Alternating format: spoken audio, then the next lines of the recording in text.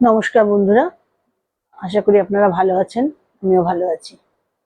আজকে বলবো, আমরা দেখেছি দৈনন্দিন জীবনে এরকম প্রচুর মানুষ আছেন যারা যখন কথা বলেন তখন উল্টো দিকের মানুষ যে দুঃখ পাচ্ছে সেটা জেনে বুঝেও তারা এমন কষ্টকর কথা বলেন যাতে সত্যি খুবই খারাপ লাগে। তাদের আমরা কি রেকি দিয়ে সুস্থ করতে পারি সেই বিষয়ে আজকে একটু আলোচনা করি। অনেক মানুষ আছেন যারা না বুঝে কষ্ট দেন, কিন্তু আরো কঠিন হলো সেই মানুষগুলো যারা জেনে বুঝে অন্যের মনে আঘাত করেন। এবং দৈনন্দিন জীবনে আপনারা সবাই এর সম্মুখীন আমরা হয়ে থাকি।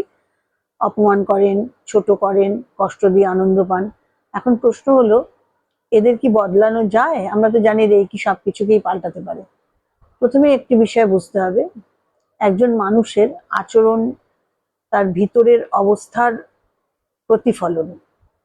যে মানুষ নিজের ভিতরে শান্ত, ভালোবাসায় পূর্ণ, সে ইচ্ছে করে অন্যকে আঘাত করতে পারে না। তাই যারা বারবার অন্যকে কষ্ট দেয় বা দেন, তাদের মনে তাদের মনেও কোথাও না কোথাও অশান্তি, রাগ, ভয় বা অপূর্ণতা লুকিয়ে থাকে, এটা আমার মনে হয়। তাহলে কি তাদের সব ভুল ক্ষমা করে দিতে হবে? এটা মনে হতে পারে। না, সেটা সম্ভব হয় না। ক্ষমা করা আর অন্যায়কে প্রশ্রয় দেওয়া এক জিনিস নয়। নিজের সম্মান রক্ষা করা খুবই গুরুত্বপূর্ণ। প্রয়োজনে দূরত্ব করতে হবে, কিছু উত্তর না দিয়েও দূরত্ব তৈরি করতে হবে, স্পষ্টভাবে না বলতে শিখতে হবে। কারণ নিজের মানসিক শান্তি রক্ষা করা আমাদের দায়িত্ব। নিজেকে রক্ষা করা, নিজের মানসিক শান্তি রক্ষা করা।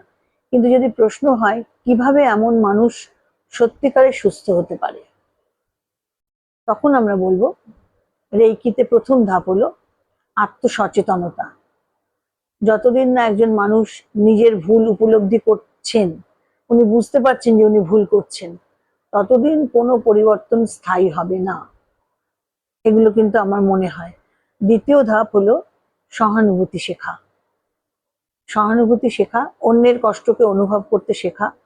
যখন একজন মানুষ বুঝতে শুরু করেন যে তার কথায় বা কাজে অন্যের হৃদয় ভেঙে যাচ্ছে, তখনই পরিবর্তনের দরজা খুলতে শুরু করে। তার আগে অবধি কখনোই কিছু রিপারকেশন হয় না।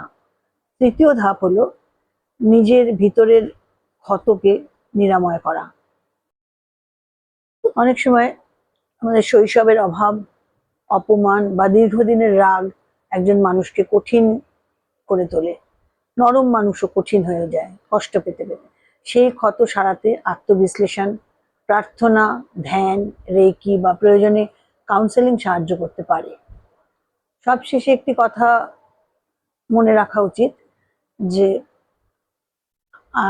মানে আমরা কেউ কারোর পরিবর্তনের দায়িত্ব নিয়ে জন্মাইনি যে একে পরিবর্তন করব।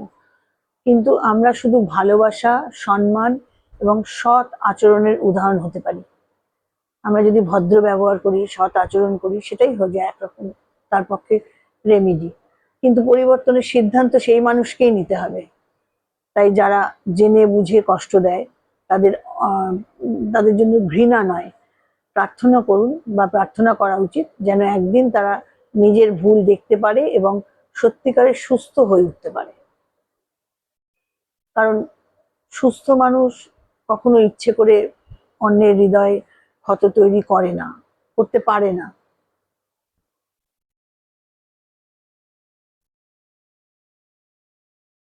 নমস্কার, ভালো থাকবেন, সুস্থ থাকবেন।